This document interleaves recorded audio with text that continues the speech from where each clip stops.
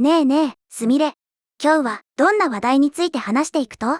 今日はね、WNBA のインディアナフィーバーというチームの試合に先立って、対戦相手であるトロントテンポが、物議を醸しているスター選手、ソフィー・カニンガムへの明らかな皮肉として、新しいノンバイナリーのマスコットを初披露したという話題についてよ。現在、トランスジェンダーのアスリートから女子スポーツを守るべきだと率直に発言した彼女に対して、リーグ全体を巻き込んだ異常な嫌がらせやコート上での悪質な暴力行為まで起きていて、アメリカ中で大論争になっているの。今日はトロントテンポが発表した奇妙なノンバイナリーマスコットによる皮肉の全貌。そして正論を述べたソフィー・カニンガム選手へのリーグからの冷遇とコート上で起きた白人の特権と非難される悪質ファウルの裏側について徹底的に解説していくよ。女子バスケのプロリーグでそんなドロドロした嫌がらせが起きとると、ナンバシトット。ニュースで WNBA が盛り上がっとるっていうのはちらっと見とったけど、表面的な華やかな部分しか知らんかった場合。特定の選手への皮肉のためにわざわざ新しいマスコットを作るとか演出にも程があるやん。しかもコート上で暴力行為ってスポーツマンシップのかけらもなかね。うちこういう正論を言った人が理不尽に叩かれる話は大嫌いやけん。視聴者のみんなが心の中で思っとる鬱憤を全部代弁してガンガン毒舌でツッコミ入れさせてもらうばい。しっかり教えてちょうだい。それじゃあ順番に細かく見ていくよ。まず、WNBA のトロントテンポというチームが、インディアナフィーバーとのホームゲーム中に、新しいマスコットを発表したの。トロントテンポは、18日の声明で、新しい、クイアな亀のトーテムを発表したんだけど、これが、インディアナフィーバーのスター選手である、ガードのソフィー・カニンガムへの、明らかな皮肉として機能しているのよ。亀のマスコット？なんで、それが皮肉になると？普通、マスコットって、チームを応援するための、可愛らしいキャラクターやろ？それが特定の相手チームの選手への当てつけで作られるなんて前代未聞ばい。どんなマスコットなん？トロントテンポの声明によるとね、この新しいマスコットの名前はデズというの。そしてその設定がものすごく細かくて独特なのよ。デズは男性的でノンバイナリーのボレアリスブルースナッピングタートルカミツキガメの一種だとされているの。はぁ？男性的でノンバイナリーのボレアリスブルースナッピングタートル？設定が渋滞しすぎとるばい。バスケの試合を応援するマスコットに、なんで男性的とかノンバイナリーとか、そんな複雑なジェンダーの設定が必要なんと？ただの亀の着ぐるみやろ？頭おかしいんやない？さらに設定は続くのよ。デズは英語の代名詞として彼女、彼ら、she、theyを使用するの。そして公式のプロフィールでソフトシェルタコスが好きだということがわざわざ明らかにされているんだよ。代名詞の指定まであるん？しかも、ソフトシェルタコスが好きで、それ誰が知りたい情報なんと。スポーツチームのマスコットっていうより、どっかの意識高い系の活動家の自己紹介プロフィールみたいになっとるやん。ツッコミどころが多すぎて疲れるばい。チームは、発表の中で、ご丁寧にも、デズが、お牛座であることまで、必ず明記していたのよ。お牛座？亀やのにお牛座？もう、何が何だかわからんばい。それって、絶対にバスケ関係ないやろ。完全に自分たちの政治的、思想的なメッセージを押し付けるためだけに作られた不気味なキャラクターやん。ちなみにデズには相棒もいるの。ドットという名前の擬人化された北極ウサギなんだけど、ドットは標準的な彼女、シー、ハーの代名詞を使うと設定されているのよ。相棒のウサギまでおるんやね。そっちもちゃんと代名詞が設定されとるんか。徹底しとるばい。これで、シアトルストームというチームのドップラーというマスコットに続いて WNBA で2番目にノンバイナリーのマスコットが誕生したことになったのよ。すでにシアトルストームにもノンバイナリーのマスコットがおったんやね。リーグ全体でそういう思想をゴリ押しする空気があるってことたい。でもさ、すみれ。なんで、そのソフトシェルタコスが好きなお牛座のノンバイナリーの亀がソフィー・カニンガム選手への皮肉になるん？彼女が何か言ったと？それが、この問題の最大の発端なのよ。インディアナフィーバーのガードであるソフィー・カニンガム選手は、トランスジェンダーのアスリートから女子スポーツを守ることについて、非常に率直に発言している選手なの。彼女は、今月初めのインタビューでの発言をきっかけに、現在も続く大きな論争を引き起こしてしまったのよ。女子スポーツを守る。当たり前のことやん。トランスジェンダーのアスリート、つまり、もともとは男性の体を持って生まれた人が女子の試合に出たら体格も筋力も全然違うんやけん。女性の選手が怪我したり不公平になったりするに決まっとるばい。ソフィー・カニンガム選手は女性アスリートとして至極真っ当な危機感を口にしただけやろ。具体的にどんな発言をしたと？ミズーリ州出身の30歳である彼女は8月5日に ESPN のインタビューでこう語ったの。ロッカールームにいる若い女の子たち、あるいはスポーツをしている若い女の子たちが生物学的に男性である相手と戦わなくて済むように守りたいってね。めちゃくちゃ立派な発言やん。自分のことだけじゃなくて、これからスポーツを頑張る若い女の子たちの未来や安全を守りたいって真剣に考えとる証拠ばい。生物学的に男性である相手とロッカールームを一緒にしたり、激しいコンタクトスポーツでぶつかり合ったりするなんて、女の子からしたら恐怖でしかないもん。ソフィー・カニンガム選手自身も、後に自身の発言を常識だと主張して擁護しているのよ。彼女はインタビューでさらにこう続けているの。ここには誰もが居場所を見つけられる余地があり、誰もが愛される余地があると思いますってね。誰もが愛される余地がある。決してトランスジェンダーの人たちを憎んだり排除したいわけじゃなくて、ただ女子スポーツの公平性という常識を守りたいだけなんやね。本当に愛に溢れた冷静でまともな発言ばい。彼女はさらに人々が同じ部屋に集まって会話をすれば実際には多くの人と共通点があることに気づくものです。だから私は愛するためにここにいるのですと語ったんだよ。愛するためにここにいる。なんてかっこいいん。相手を攻撃するんじゃなくて対話と常識を求めているだけやんか。この発言のどこに皮肉のターゲットにされるような問題があると。記事にも書かれているんだけれど、ソフィー・カニンガム選手のこれらの発言はアメリカにおける大多数の世論と一致するものであったのよ。一般の人々の多くは彼女の常識的な意見を支持しているの。でもね、WNBA の選手たちからは決して歓迎されなかったんだよ。はぁ？なんで同じ女子選手たちが歓迎せんの？自分たちのスポーツの聖域を守ろうとしてくれとるんやから、普通ならカニンガムよく言ってくれたで拍手喝采になるところやろ。リーグ内には進歩的で多様性を最優先する思想が強く根付いているのよ。だからソフィー・カニンガム選手を支持する声がある一方で、猛烈に非難する声も大きいの。実際、インディアナフィーバーのアウェーゲームでは、ソフィー・カニンガムを支持する集会と非難する集会が何度か開催されるという異様な事態になっているんだよ。支持する集会と非難する集会が同時に起きとるんやね。完全に政治の対立の場になっとるやん。純粋にバスケットボールを楽しみに来たお客さんからしたらいい迷惑ばい。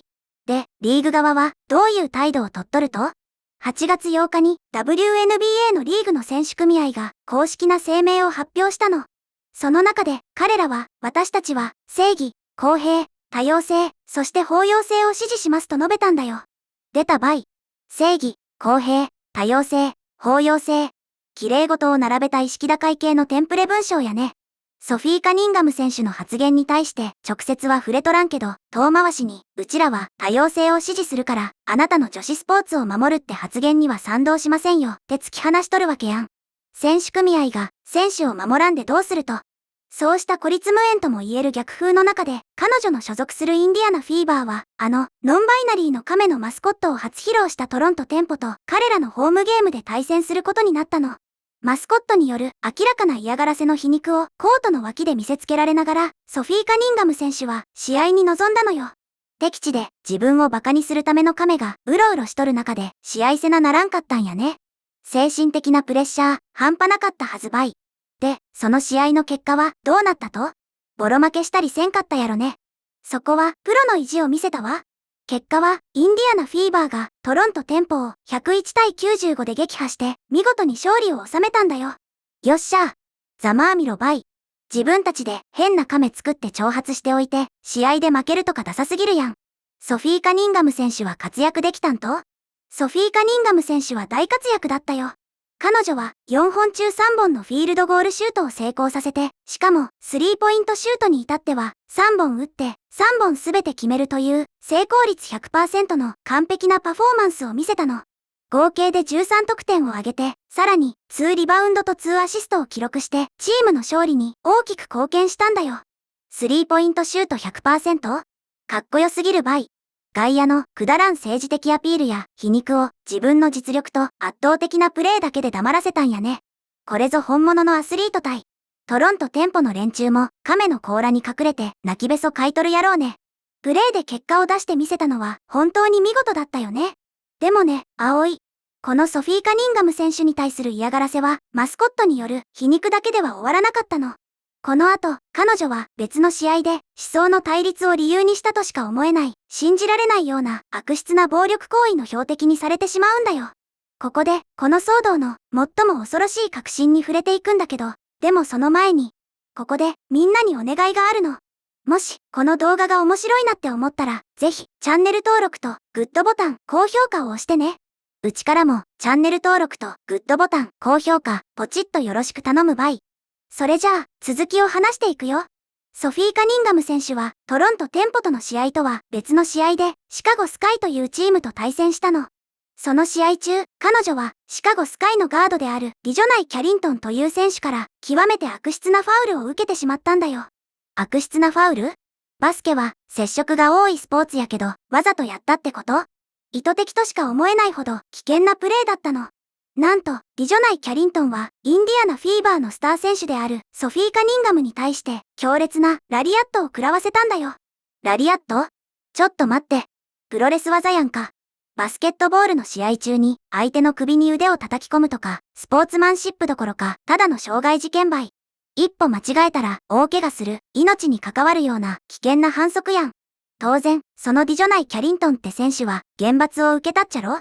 もちろんよ。ディジョナイ・キャリントンは、ソフィー・カニンガムにラリアットを食らわせた後、即座に退場処分となったわ。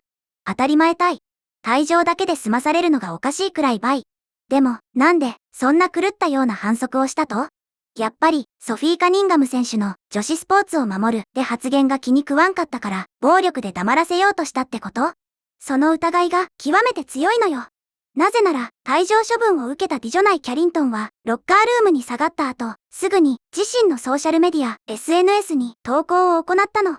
そして、そこで彼女は白人の特権を非難するメッセージを発信したんだよ。はぁ？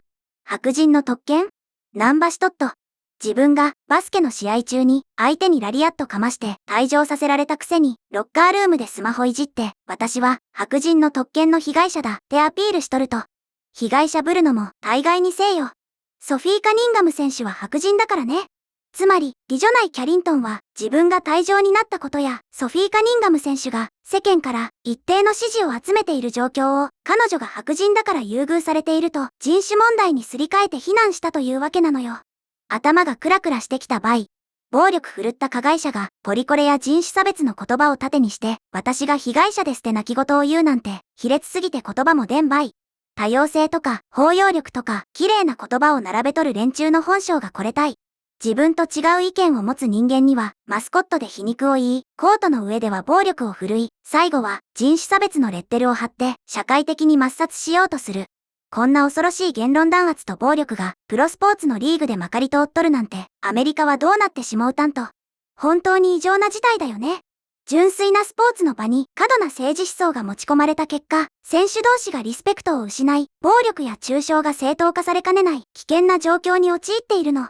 ここで、この一連の騒動に対して、ネットのユーザーたちがどのような反応を示しているのか、いくつか紹介するね。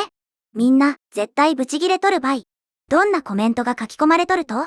ネットユーザーからのリアルな反応を見てみるとね、カニンガムは大多数の女性が思っている真実を口にしただけだ。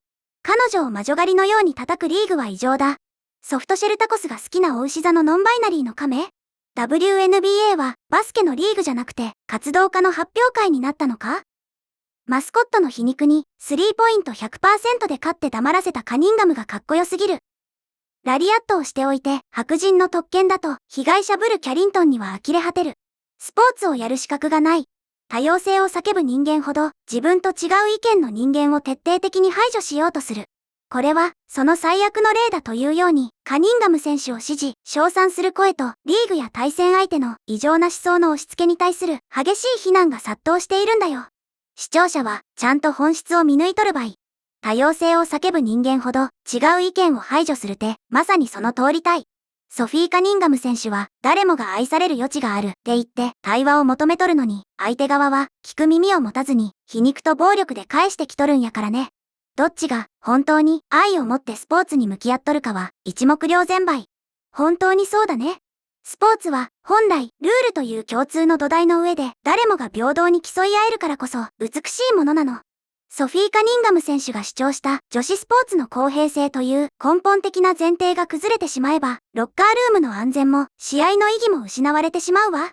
今回のマスコット騒動やラリアット事件は WNBA というリーグが今スポーツとしての本質を保てるかどうかの重大な岐路に立たされていることを示しているんだよ。ほんとそれたい。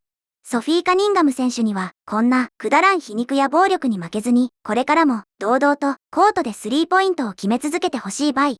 うちらも彼女みたいに信念を持って戦うアスリートを全力で応援していくけんね。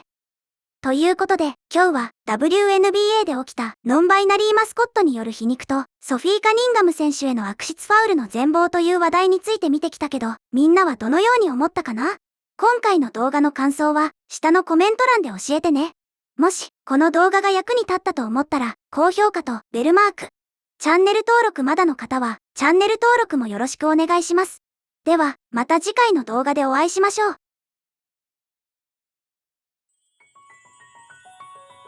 すみれの最新動画は左、おすすめ動画は右です。どちらも見てくれると嬉しいな。